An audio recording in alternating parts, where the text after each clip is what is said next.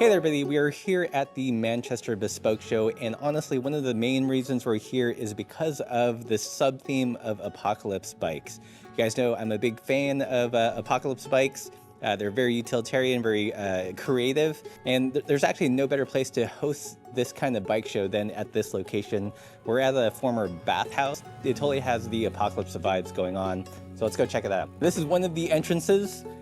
Already you can imagine something like The Walking Dead or The Last of Us taking place here. It's just an absolute maze. I don't want to say the most interesting bikes, but my personal favorite bikes are the apocalypse bikes that we're going to get to in a second. So we're going to go up this rickety staircase and let's go check it out. Up on this platform is where all the apocalypse bikes are, and we're going to take a look. I'm going to judge them and see whether they're truly apocalypse worthy. There better not be one bike with electronic shifting. Let's just say that. Let's take a look at this first bike here, which I think actually took the theme fairly seriously. As you can see, it's a former city bike, Lime bike share, that's been heavily modified. This is a bike that is already well into the apocalypse. They're already thinking about things like gardening. You can see some plants. Already deep modifications. This is actually a brake lever, this wooden makeshift brake lever. And as you follow this string here, it actuates a paddle spoon on the rear wheel.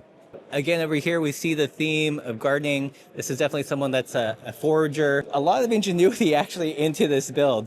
Here's like a makeshift long-tail cargo trailer, just made out of found wood, Kelly kettle, so you can still be rocking your coffee outside during the apocalypse. Interesting vignette of tools and cooking implements down here to the side. You've got well-used pots and stoves, Nipex. You still got to rock some decent tools in the apocalypse. Let's look at the drivetrain, because this is one thing I'm really interested in how people are going to tackle. And this one looks like it's actually just a single speed. I don't see any shifting mechanism, just a brake, just a really, really long chain. I think this is fairly good, but you got to think in the apocalypse, consumables like chains are going to be in short supply. So thankfully, though, they do have a lot of storage to keep harvesting chains. There are three kind of apocalyptic bikes. One is something to travel long distances, so cargo bike is more suited for that. One to flee and escape, so smaller, more nimble bikes. And one's to rebuild a community, so things like gardening, foraging for food and supplies. And this fulfills two of those criteria, so good job. Okay, this one is super creative. Again, it's a cargo style bike. Instead of the load being distributed in the back, it's here in this center area. And you can see here they've got a chicken that's laid an egg. Also, I don't know, other animal bits. Maybe they've either just harvested an animal or raising them to be eaten. Carrying some wood. I'm assuming this is a bag full of other supplies. And what I love about this booth is actually this booklet. They created a whole survivor's journal where they document the build step by step. And in it, you can see how progressively bad things have gotten and what they've done to put the bike together.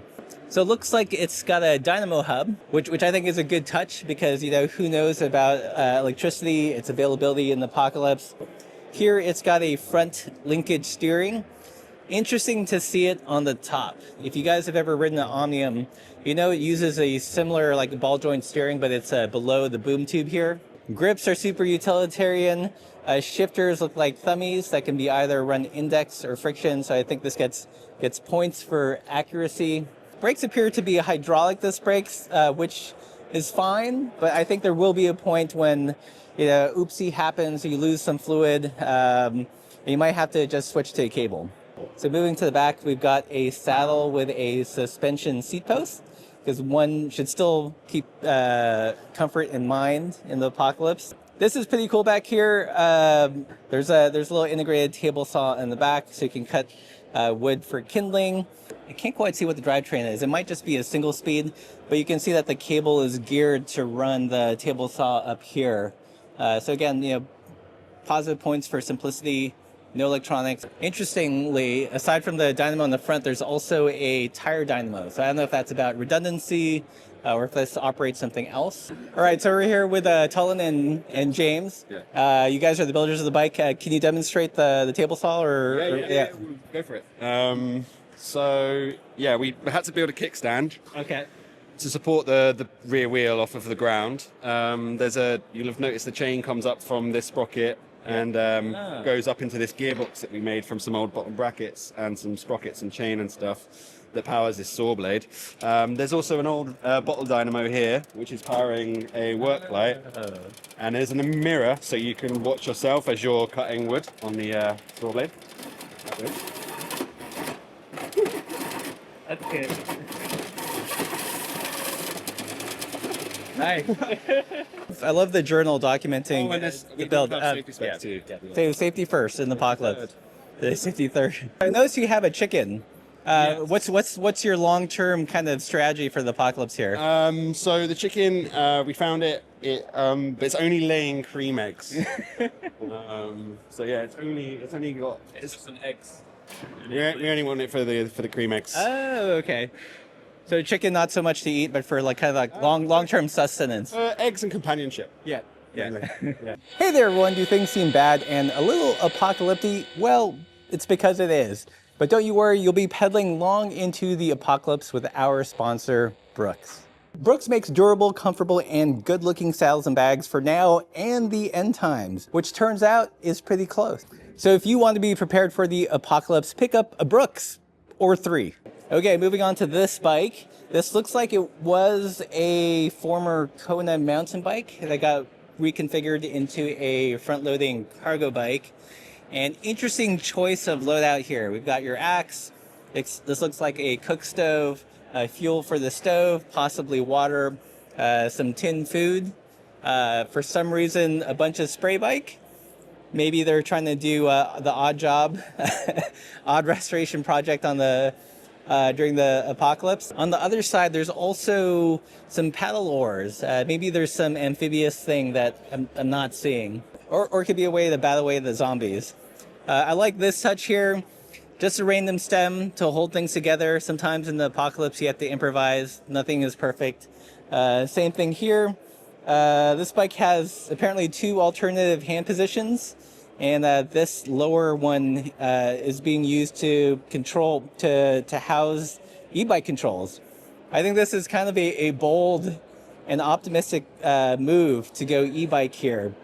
It's like a Bosch battery, Bosch mid-drive motor, and it's connected to a roll-off. So roll-off generally good for wide range gears, low maintenance. But I do fear like if things really hit the fan, you're not going to be able to do the bath dip, and again, very specialized part. Mixed feelings on the drivetrain. But overall, great effort. It serves its job of reusing materials and carrying stuff through the apocalypse. I like the big fat meats here. These are Surly Larry 3.8s. A little hard to find in the normal life, might be more difficult to find in the apocalypse. So one interesting detail on this bike is the steering. We've seen other bikes that use like a steering rod. This uses a very rudimentary steering cable. So this is just kind of clamped here to the front fork, assuming that it's run through this tubing and connected somewhere to the handlebar. So as you turn the handlebar, you're literally just pulling this cable back and forth to steer the bike. This gets mad props for for innovation, thinking on the fly, and improvisation, because when things hit the fan, you're gonna have to do stuff like this. We've got a non-cargo bike. This definitely looks more of like a flee the city, escape, bug out bike. Some interesting touches here. We have a torch because why not? The bike itself isn't too heavily modified, but it is carrying some interesting things. Sharpie marker, you can leave notes for your other lost companions. Handlebar bag, always good place to access snacks. Here, some method for carrying water, because as we know, like water supply is going to be a big concern. How available is it to find water? Maybe the torch is used to start the fire and purify the water. On this side, we've got a slingshot for fun. And over here, we've got a nice, interesting bottle cage slash tool thing. No, I actually love these old school barbell tools. Yeah, so definitely prepared for a breakdown. And moving to the back, as all cyclists know, you should always have a good supply of zip ties. This one has 4, which is a good start. Another Kelly Kettle. This seems to be a thing here in England. I don't know, or maybe Kelly Kettle is like a shadow sponsor of the show. We've got some canned goods, a means to cook. You got to have your apocalyptic dangle, whiskey to get you through those long, cold nights. Cable disc brakes. I think this is probably the best choice for the apocalypse because you get the stopping power, all-weather proofness of a disc brake. You're not running through the rim, which is going to be more of a consumable. You do have to source pads, but I feel like if something goes wrong with a cable, that's going to be something that you can more easily fix. And then here we have it looks like some kind of old rear derailleur that's just functioning as a chain tensioner, because this is set up as a 3-speed? It looks like it's a Sturmey Archer hub, but I don't see any shifting controls. So it might have been that they ran into a 3-speed bike and converted it into a single speed because it's just what happens during the apocalypse. Another nice touch is this portable wood-burning stove. So if you're traversing through very cold climates and need that comfort and warmth, and you've got this super cute stove, there's some tents designed to take this so you can have some warmth in your tent without burning it down. So presumably there'd be some kind of backpack or other means carrying other goods. But interesting take on a bug-out bike for the apocalypse. All right, so this is an apocalypse bike of someone that was like, oh, stuff is hitting the fan, I should throw things on the bike. It wasn't too prepared, but they tried. They've got the beer, which is always important when things are going sideways. It is equipped with like nice supple tires so you can ride over that rubble. We've got an alt bar here for multi-hour, multi-day comfort. Easy access to your shank, so you can fend off invaders, zombies, what have you. Hydraulic disc brakes, interestingly, only on the front. So I'm assuming this must be a fixed gear, which is, positive points for keeping the drivetrain nice and simple. The only thing you really have to worry about is harvesting chains. Very DIY and rudimentary frame bag to carry a tent and other sundries. Also a torch because, why not? Moving to the back here, we've got what I'm assuming is a sleeping bag, sleeping pad, and cook supply in a rack.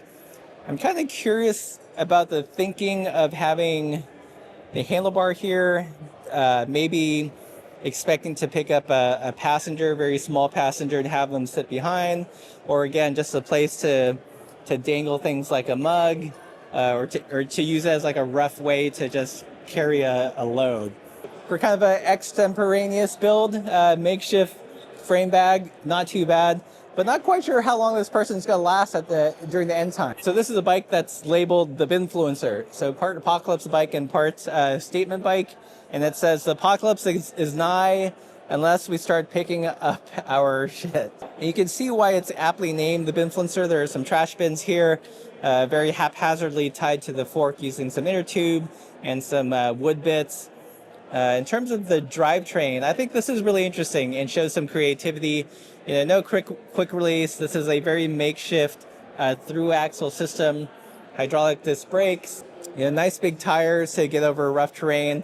I love this little handwritten Chris King. You gotta have a little bit of bling, but also I think this part is super interesting because during the apocalypse you don't know exactly what kind of parts you're gonna have.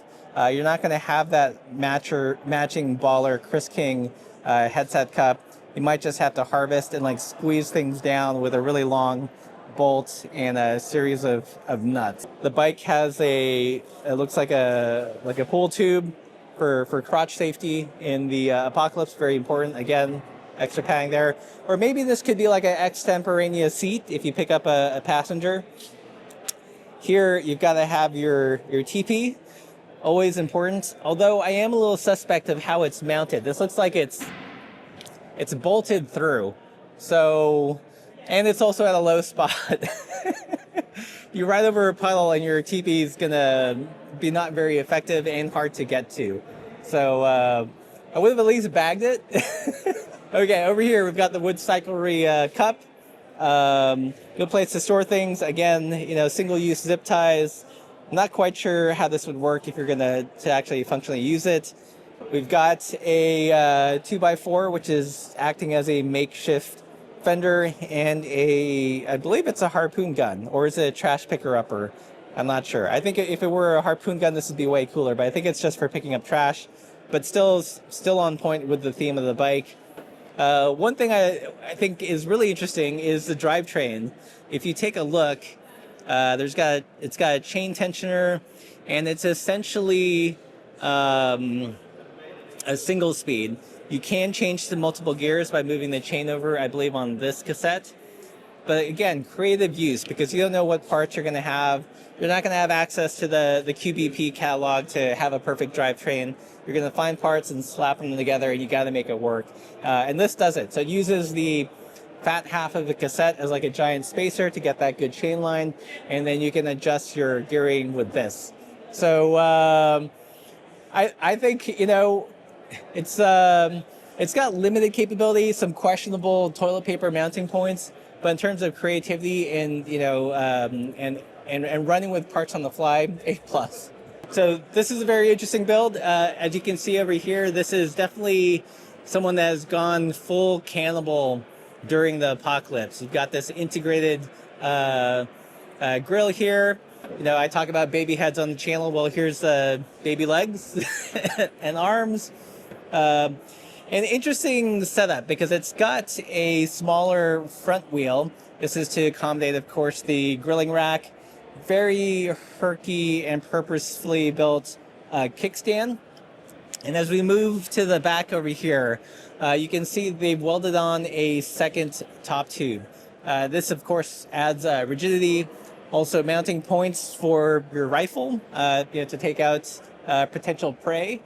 Moving up to the controls, we've got hydraulic disc brakes, and you gotta love this, a hacked on friction shifter, down tube shifter converted into a thumbie. Very nice and practical upright handlebars. Brooks saddleback here. And looking to the back, you can see they've welded on, I believe these are chainstays, and turned it into a rack, or I would suspect, being in theme, this is actually more of a chopping block. So another reason to have a rigid top tube, or herky rack, when you're processing your game for cooking, for grilling up, you need a good herky platform. And then over here, you can see a masked out in-grid rear derailleur. You don't want to be throwing around some bling in the apocalypse. You got to keep it on the low pro, although you probably knocked off someone to get a hold of such a spendy derailleur. Again, connected to that friction thumb shifter, so totally on point. This is probably a bike that's the best suited, let's say, midway apocalypse. You're no longer fleeing from cities, you're established, you're trying to build a community or eat communities, and need to go out and forage. This is definitely a forager's bike. So this bike is attempting to bring some levity to the apocalypse. You can tell by the bright pink colors, the colorful spoke decorations. It is outfitted with some utility. It has a old man mountain rack here in the front, and a double basket configuration. So you've got a basket in your basket, so as you're basketing, you can basket more stuff. Also has a water gun for levity. And over here, nice to see a thumb friction shifter, because if you're not running friction during the apocalypse, then are you really apocalypsing? And over here, you've got a Geiger counter, nuclear radiation detector. It's a different choice from a GPS, although it seems like it mounts with a quad lock, so that's kind of interesting use. You can slap on a one of these sticky pads for your quad lock and put it on various measuring devices. We've got a hatchet, a brand spanking new frame bag, still with the tag. Probably used the hatchet to acquire it from someone. Extra water carrying capacity. Some really nice Milburn cranks that are square taper. Probably going to be the most available kind of bottom bracket standard in the Apocalypse. This bike has nice big clearance. It's the Big Bro by Brother. Cable lock, because, you know, thievery is definitely going to still be a thing. Another rear rack from Old Man Mountain. Beer carrying, just because. And lastly, a third basket containing a House of Rides saddlebag. So I sense the theme. You know, baskets are important. Colors are important, of course, friction shifting. So we're here with James from Brother Cycles. And can you walk us through your Apocalypse build? Okay, so for those of you not familiar with this is a Dawes Kingpin, which is one of my favorite bikes anyway. So It's important to ride what you like at the end time. I think there's not going to be a lot keeping your spirits up in the end times, so you need something that when you look at it, it's going to lift you, right? Right. Okay. Right. So obviously it depends on what kind of apocalypse is taking place, but I figure like compact is quite important. You know, you might be hiding from zombies, you might be, you know, taking shelter from acid rain or whatever. Yeah. It's like very adaptable for different sized people as well. So like if you're sharing it with your post-apocalyptic crew, it's going to work well. It's actually got, the thing about small bikes is, right, you've made your wheels smaller, which is just giving you more space for storage. So it's actually, it's a pretty good bike for loading up. You got a lot of space for your water. Oh, it's electric, which is totally impractical. We do have a solar panel, which is not here at the moment, but yeah, we have thought that out. There's a battery pack. There's a solar panel. It's electric. That's the battery. Oh, okay. And yeah, and it's got a trailer. And I'm surprised at how few trailers there are here. I thought there were going to be loads of trailers. Yeah. We're the only people who've done the trailer idea. Obviously, carrying goods. One thing which I don't think a lot of people thought about is like, it's going to be really important to like find other communities of people still alive. So we've put a TV on there to pick up signals. You can see actually the last broadcasts before Before the last broadcast. Yeah. Yeah, exactly. We got maps, we got food. I suppose one thing's non-ideal is like finding like replacement parts. But you know, you could convert this back to like a single speed pretty easy. Yeah. 406 wheels, relatively common. I'm sure there'll be some BMXs lying around. Yeah, rim brakes, obviously. Yeah. No hydros. Yeah. I think small bikes are good as like a bug out bike. Like let's say you have a van or you know, like a Land Cruiser or something that breaks down, you have to leave that and ditch it. Then this makes like perfect sense. It's like an escape vehicle. Yeah. If you get stuck in traffic because everyone's fleeing, you can like deploy Jump this. in a bike. Yeah, totally. I mean, that's the idea. It's basically something you can move around quick, carry it over trenches or like piles of bodies or like whatever the challenges are. I mean, we're going to be doing an assault course outside later, so we'll see how these. I mean, some of these other very, very long bikes. Yeah. I mean, I think they're going to be challenging in like maneuvering. I don't think there's going to be a lot of like, you know, if you're going through urban centers as well, like there's not going to be a lot of clear roads to navigate. So yeah, again, small bike makes a lot of sense. So this last bike here is by Tomo Bikes. And you know that kid in class that would take the assignment and go way over and beyond? This is exactly this bike. This is truly a sight to behold. First off, we've got big fat tires, roll over all the obstacles. There's a miniature platform rack here, so it has some cargo storage up here, but it also has this other lower rack, keeping cooking supplies and other things you want to keep nice and low. Super interesting and herky short steering linkage. Probably best to keep it short so it can muscle those big tires. Everything is super industrial and herky. We got some square bars here, keeping things nice and stiff. Moving to the top, we've got some plant growing. because one needs sustenance in the apocalypse. Shifter is super interesting. Friction shifter mounted on this makeshift alt bar.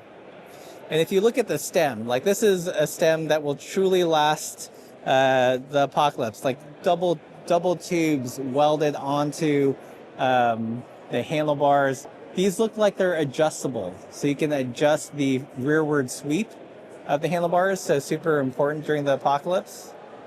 Up here near the saddle, we've got a gas mask. And then we've got a holster here with, what's in here? With snacks. It's your snack holster. Always good to keep that close. Moving to the rear, we've got the cranks here, which is a really high position. So this gives you good visibility as you're pedaling. Especially in England, you can look over the hedges for those oncoming threats. This has a massively long chain to this rear derailleur. It's got a lock here. You can see a failed attempt at stealing the bike. And this rear derailleur is a functional one that actually runs all the way up through the bike to the handlebars. What's interesting about it is if you look at the cassette cluster here, there is another chain that goes to the rearward wheel, but that's more of a timing chain. These are the cogs you can shift in. You're kind of limited to here. And this chain goes back all the way back to this rear wheel. And you've got another rear derailleur, which is acting more of as a tensioner. You can see there's a cable, but it doesn't go anywhere. So this is more just like a timing chain. And again, this extends the wheelbase of the bike, so you can have more carrying capacity. You've got other bags you can strap on. This tube here, which at the moment is being used for food. You could potentially put, a rifle or other sundries in here. Interesting rear shock. This whole back part is on a swiveling pivot. I know this is truly like a thing of beauty. So I gotta say, for me, this has to be the clear winner. It's rugged. It's got the big tires. It's got a lot of cargo carrying capacity. It's got that high vantage point, so you can keep a lookout for potential threats. And it just looks like it's totally made for the part. So for me personally, I think this is my favorite apocalypse bike of the show.